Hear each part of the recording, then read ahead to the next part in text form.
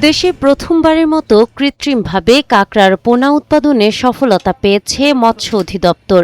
কক্সবাজারের কলাতলীতে অবস্থিত সরকারি কাঁকড়া হ্যাচারির এই সাফল্য দেশের নীল অর্থনীতি, কাঁকড়া চাষ ও রপ্তানি খাতে নতুন সম্ভাবনা তৈরি করেছে।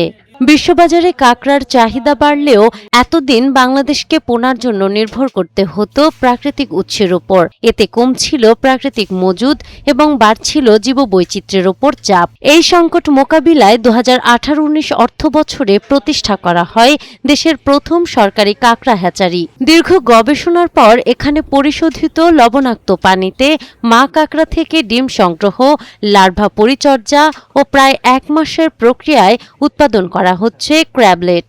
2025-26 অর্থবছরে হ্যাচারিটিতে উৎপাদন হয়েছে প্রায় 20,000 ক্র্যাবলেট, যা চাষিদের মধ্যে বিনামূল্যে বিতরণ করা হচ্ছে।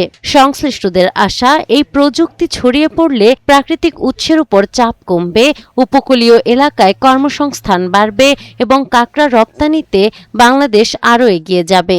তো কাঁকড়া আমরা গত 24-25 অর্থবছরে প্রায় 887 কোটি টাকা সরকার অর্জন করে। কাঁকড়া যে বিদেশে রপ্তানি হয় সেটার জন্য যে পোনা, এটা কিন্তু নেচার থেকে কিন্তু চাষিরা সংগ্রহ করে।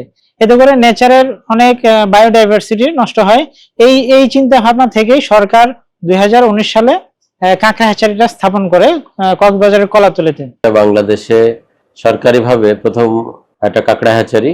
এটার লক্ষ্য এবং উদ্দেশ্য হচ্ছে এখান থেকে পোনা উৎপাদন করে চাষিদের কাছে তুলে দেওয়া এবং কাঁকড়া উৎপাদনে এটা ইতিবাচক ভূমিকা রাখা। কারণ আমাদের প্রাকৃতিক উৎস থেকে কাঁকড়া ধরা অলরেডি আইনগতভাবে আমরা নিষিদ্ধ করছি, কারণ এটা পরিবেশের জন্য অত্যন্ত ক্ষতিকর। কাঁকড়া হ্যাচারি এবং নার্সারি অফিস স্থাপন করি, কেননা আমরা জানি ইতিমধ্যে বাগদাতে আমরা সফলতা লাভ করেছি, কিন্তু কাঁকড়াতে আমাদের এখন পর্যন্ত আমরা নেচারের উপর নির্ভরশীল।